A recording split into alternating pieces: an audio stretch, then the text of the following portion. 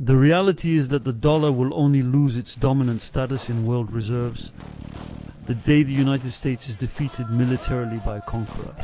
Because what's important in status, in this form of political construction, is to be sure who has the strength. And the challenger must first prove his strength before anything else. Good evening, I'm Filippo Fabri. I'm recording on 28 February 2023. I've been questioned, or rather tagged on Twitter in a publication, Ununiem publication, which mentioned the possibility of seeing the arrival of the famous de-dollarization. This tweet équité en anglais, which I'll translate for you, said the following: forecast for China and Russia to have massive trade deal. US pushes Russia into China's hands. BRICS countries leave US behind and strike parallel gold and yuan deals. This marks the end of the US dollar as the world's reserve currency. And I was also told of other things that could be envisaged to dethrone the dollar, including the creation of a BRICS currency that would be backed by both gold and oil, for example, energy. And I've heard theories that Saddam Hussein or Gaddafi were overthrown because of their hostility to the dollar. So all these considerations revolve around the same question, which I've never dealt with separately. So I thought this was a good opportunity to do so and to expand on what I said in my tweet on the subject, saying that I didn't see this de-dollarization coming, by summing it all up in the fact that in the final analysis, the dollar is backed by the US military budget. Let me explain today. First of all, we need to know what we're talking about. Let me remind you of a few basics. Money is an economic tool that serves as a store of value, an intermediary between exchanges and a unit of account. These are its three functions. In other words, to hoard and keep money that we hope to use later. So, this currency has to be reliable and not run the risk of depreciating too much. It serves as an account, so it has to be sufficiently universal and an intermediary for exchanges, enabling us to simply exchange and avoid having to resort to bartering. And what characterizes a reserve currency is that it is a currency that is considered sufficiently reliable or backed by a sufficiently powerful economy, the two are generally linked, to simply enter the currency basket of all central banks seeking to maintain foreign exchange reserves for countries. What are foreign exchange reserves? Quite simply, it's their cash reserves, which enable them to buy whatever they need on the international markets. And so you have to have several currencies, because there are various suppliers. But obviously, the overwhelming currency in the world's foreign exchange reserves, I think it's around 60%, I think. That's what it was a few years ago, but I don't think it's changed much. The second is the euro. So it's important to understand that the dollar does indeed have an overwhelming place among the world's reserve currencies. But it is not the only reserve currency. It is in fact the totally dominant reserve currency. So the first question I have to answer in response to this kind of objection is precisely what a reserve currency is. Because when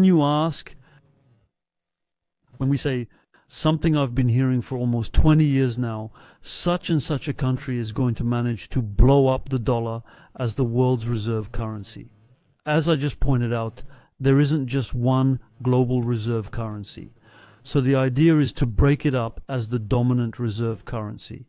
And that's where things start to get interesting, because the question isn't what makes a reserve currency, since, as I said, it's the economic reliability, the volume of the country, etc., that lends credence to the currency's strength, and therefore its interest in being included in a basket of currencies and foreign exchange reserves. The question is, what makes a dominant world reserve currency? Like that of the United States, since it's this position that people want to take away from it. And in my opinion, it's a mistake for people to think that we can supplant another currency like that by creating some kind of extremely efficient monetary product that would serve to supplant the dollar. This is because the mistake is to consider only the commodity aspect of money. In other words, in a market of products, it's always the most efficient product that naturally wins out and normally becomes dominant on the market.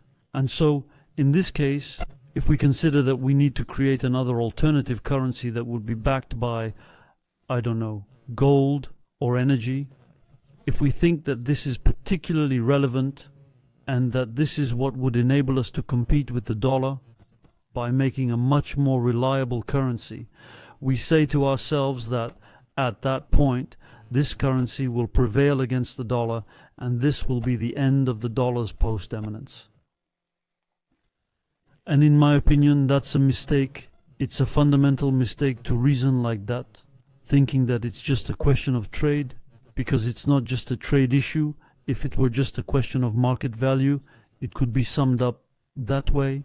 But the reality is that the dollar, as the dominant reserve currency, has an entirely different nature. It's a political value that doesn't like a market value, and a political value and that's what I was getting at with that little quip about it being backed by the US military budget. But it's a currency which, in addition to having a market value, belongs to the classic basket of reserve currencies.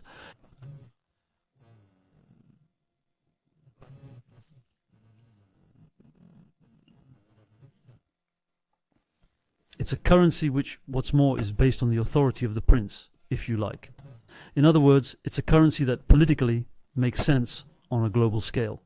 That's the meaning of the world reserve currency, or at least the way it's generally understood when people talk about eventually dethroning the dollar or making it lose its status as the world reserve currency, which, by the way, is not a status that has existed historically. There hasn't always been a currency equivalent to that of the United States, and even the dollar in modern times is something completely unprecedented in modern times in monetary terms. There have been other currencies before which have been very powerful and favored at various times, but the dollar's status right from the start, that is, in the 1920s, starting with the Genoa agreements in 1982, just after the First World War, was part of a political construction on a global scale, i.e. the conclusion of international agreements on a monetary system that was to be conventional, effectively, between states, and which accorded a special place to the dollar. And why do they give the dollar a special place? It's because, on the one hand, the dollar is the currency of what has become the world's biggest economy, but in addition, and this will be especially true from the year of the dollar onwards, the dollar has become the currency of the world's leading military power by a long way. In other words, it's the nation that's capable of becoming slightly global, that famous prince of nations I've often talked about when I compare the construction of a kind of world state around the United States to the construction of nation states around European monarchies in the course of modern history.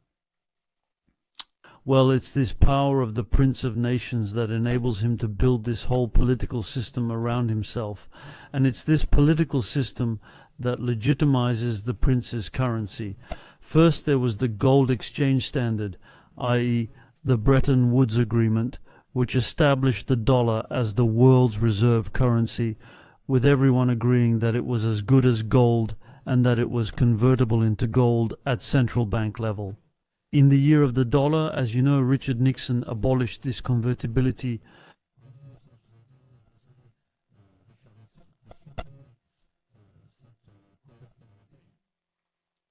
And the dollar stayed in place. It remained in place with the famous phrase, "It's our currency and your problem," because the political construction built around the United States on a global scale did not diminish, did not retreat. The United States has continued to be the pole of this new world order. And on what is this authority based? As I said, it's based on its victory in the Second World War. As the great victors of the Second World War, the United States was able to impose this system, and it's not so much that they were able to impose it in the sense that by force they would have imposed this system, but there's another reverse effect that's absolutely fundamental to what I was saying when I talked about political value. This is that the status in the end accorded to this currency. Once again, as I've often said, politics is a very primitive, primal thing. It comes from the gut. It's simply the recognition of who has the strength and who can maintain it. And so, what I was saying in this series of tweets the other day is that fundamentally, the power of the dollar is based on American military power, because currency is part of a political construction process. I've described some of the stages in this political construction process over the course of the 20th century, but you have to see what it's all about. In fact, this is how a state is built. How is a state built?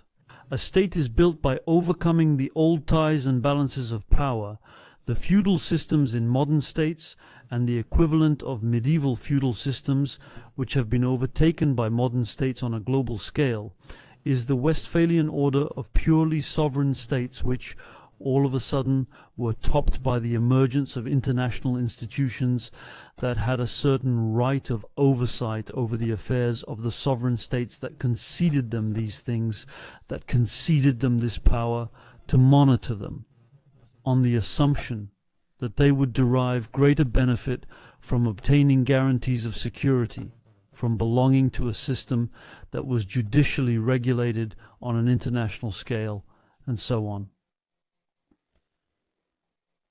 And the establishment of this state system is based on two pillars, which are generally always absolutely linked.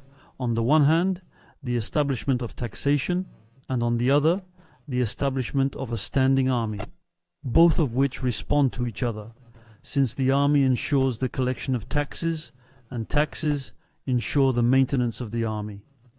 And on a global scale, the status of the dollar has this effect, the effect of a global tax. In fact, this has often been referred to as the dollar's exorbitant privilege, making others pay for its inflation and so on.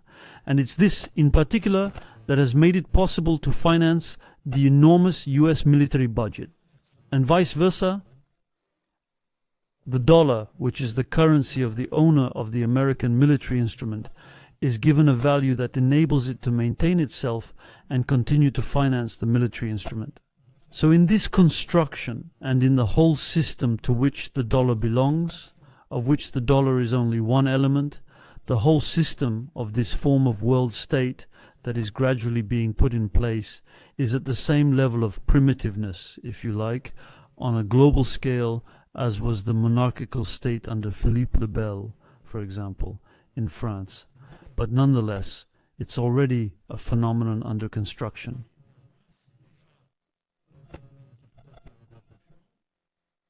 And from there, you can see that the question of de-dollarization cannot be considered simply from the point of view of setting up an alternative currency that would be more efficient as a currency. You understand that it doesn't work like that.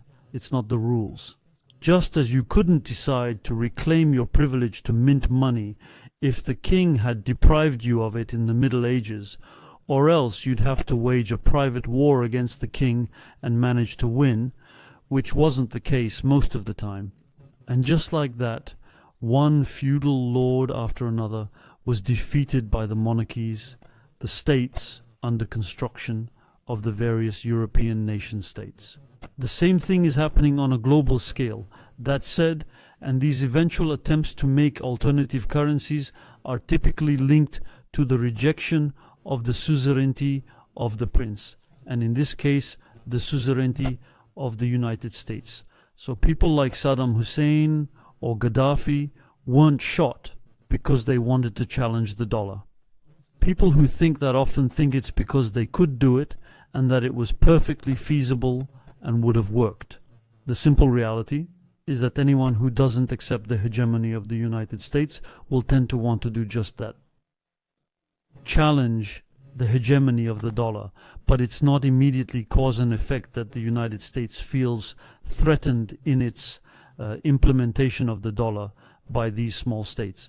And this is precisely what lies at the root of the mistake made by many people who think that all it takes to compete with the dollar is to set up an alternative system. This is to misunderstand everything I've just said.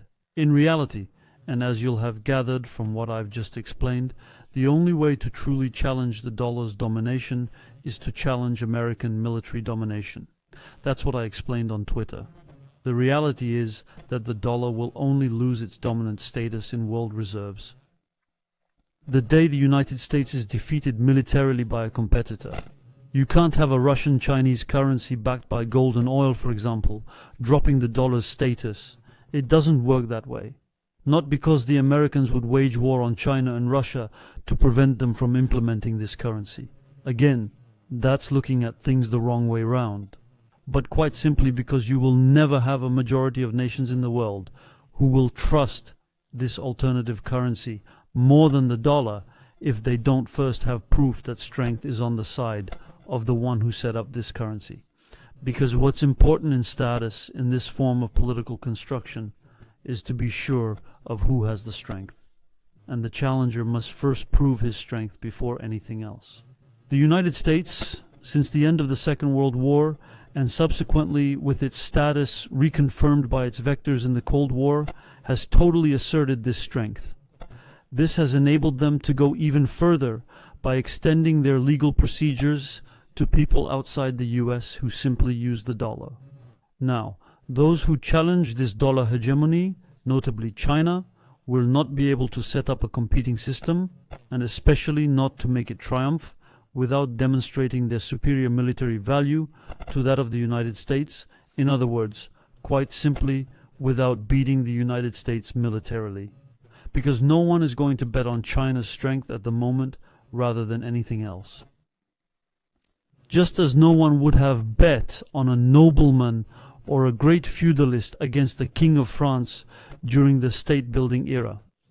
Quite simply, because you have paths of dependence that are being established, you have a form of inertia in the construction of the state, and precisely in the collective agreement that is being put in place. Because the adoption of a monetary system is, in a way, conventional. It's a form of social convention. But a social convention is also based on a certain number of fundamentals.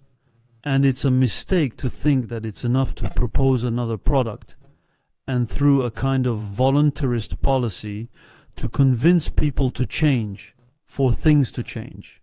It takes more than that. It simply takes a change of power. Because when we talk about state building, it's always, in the end, a good old-fashioned question of force, whether we're talking about the tribal stage or the national stage, and today even the global stage. That's what I wanted to say about this vision, because it's something I think is really fundamental to understand how the dollar system fits into the construction of a world state, which is ultimately a natural phenomenon around American power. That's all I have to say on the subject. I look forward to reading your reactions and any questions you may have in the comments so that I can go into more detail. Don't hesitate to push, to subscribe, to click on the little bell, and until we meet again for new formats, don't let it get you down.